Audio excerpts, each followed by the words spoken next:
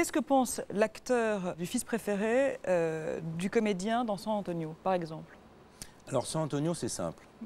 Ou du Vous avez Boulet. un Claude Berry, producteur du cinéma français, patron du cinéma français, qui ne vous a jamais dit bonjour en vous croisant depuis 30 ans.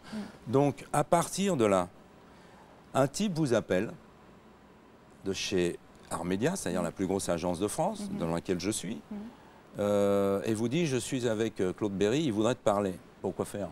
Pour vous voir, j'ai quelque chose à vous proposer. Tété San Antonio. Quand il vient me voir, il me dit Gérard Depardieu. Je fais confiance à Gérard aussi. C'est un truc qui tournait depuis 3 ans en préparation, ça. Ils ont viré tout le monde pour me prendre moi.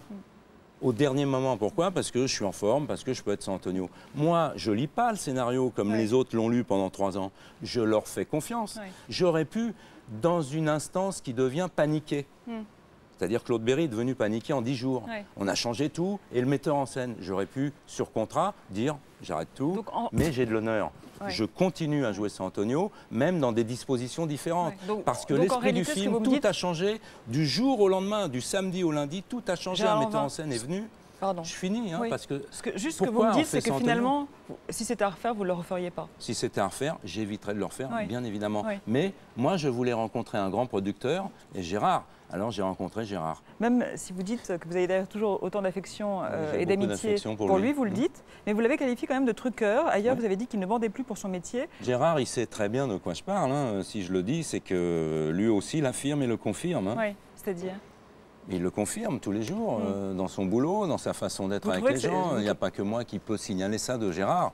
Mais ça n'empêche que Gérard est un phénomène pour moi, un être exceptionnel qui, une fois tous les 40 ans, visite le cinéma. Il y a eu des mecs comme Jules Berry, il y a eu Pierre Brasseur, il y a eu Gérard Depardieu. C'est comme ça. Et quand ce sont des phénomènes, il faut savoir le reconnaître.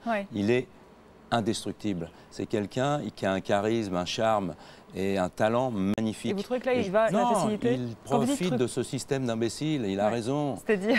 Les mecs le critiquent, il a des oreillettes au théâtre, il met son texte sur le mur et il a 14 films d'avance. Il a raison. Il arrive, il fait « Bon, moi, c'est pas compliqué, une prise, parce qu'à 2 heures, j'ai rendez-vous. » Mais il est payé pour rester jusqu'à 7 heures comme vous, sauf qu'il se barre. Parce que personne l'arrête. Il a raison. Il a raison d'avoir du mépris pour ça.